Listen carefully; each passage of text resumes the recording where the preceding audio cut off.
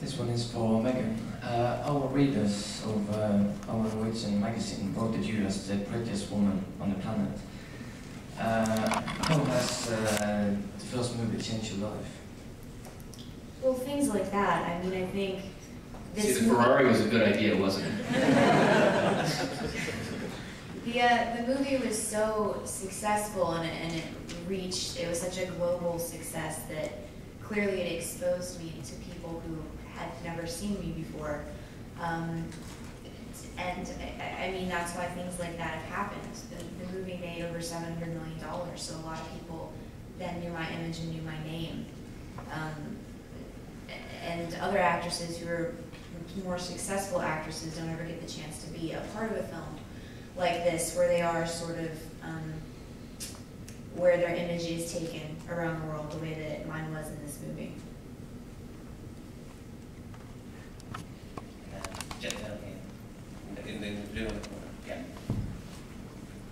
Hi, a question for Michael. There's reference made at the beginning of the film to how violent people are, and yet when I was a kid I would have had to have waited probably till I was certainly 15, if not 18, to have seen a film of this violence. More and more 12A certificates are coming into films like this, like Terminator Salvation. Do you think children are ready to handle this level of violence, and how will it actually affect their behaviour as they grow into adults? Because more and more we just see road rage everywhere, people who can't handle themselves when they're faced with confrontation. How do you think the certification of films sits with the way that people behave? Well, it is rated PG-13 in the States, so it's a parent's choice if they want to bring younger kids. But I think at 13 you can handle this because they consider it alien violence. You know, there's no blood, and it's not, you know, consciously it's not. What happens in this country with the 12A is that people take 6, 7, 8-year-olds in. Do you think they should be allowed to do that? They can raise their children any way they like, but it's up to their judgment, I guess. You know, I'm not saying you should.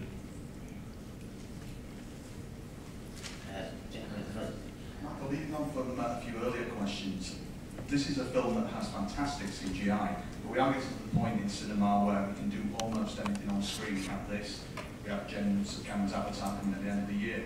Where do you think cinema is going at this point? Is there a point where really it reaches the level where it can do absolutely anything, or do you have to pull back from that and go back to basics? Well, I don't ever want to do a movie where you shoot it on a motion capture stage. I just couldn't see taking the reality out. I like being on the set in real environments. I don't like shooting blue screen. I think it gives the actors so much more to play with when there's real stuff happening on the set. I think the thing that's good about CGs for directors is whatever your mind imagines, you can pretty much do. So it's a liberating thing. But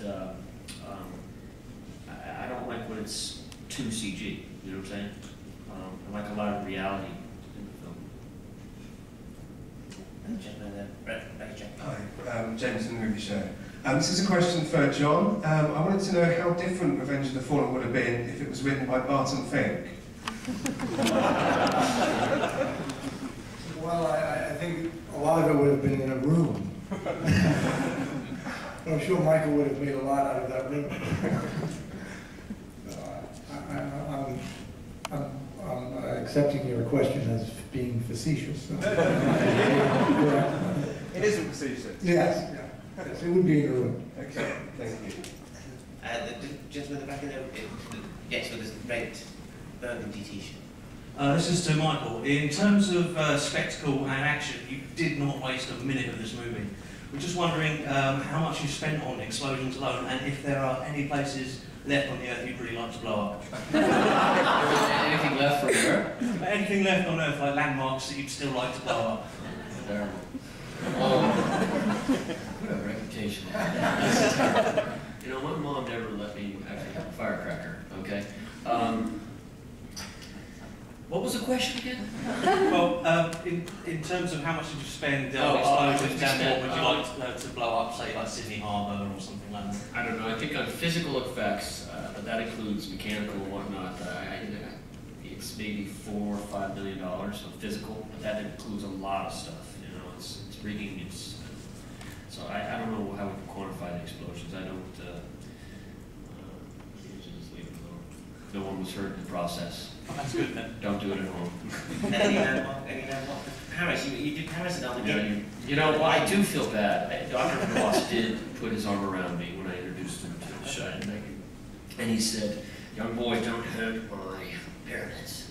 I didn't actually tell him that the top was going to come off digitally. So, as a gift, I'm going to give him this most amazing, incredible aerial footage of the pyramids. That I'm going to build him a nice little tape as a gift. So when he sees the movie, he hopefully won't be too upset. I don't think you will. Question down front here, right here.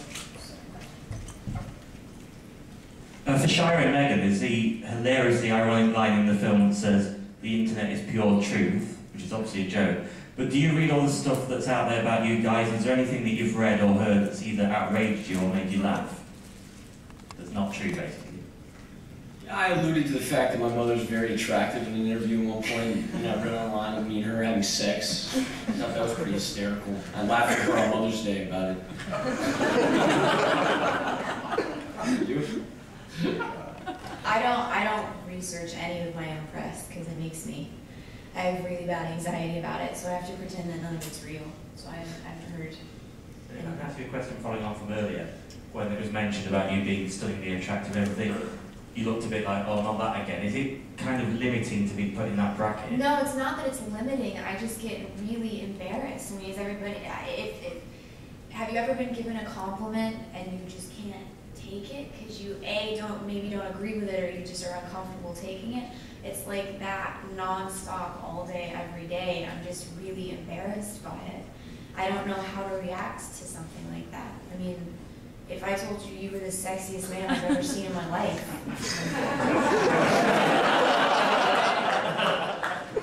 How do you feel about that? I'd like to know that. I really want to know that right now. How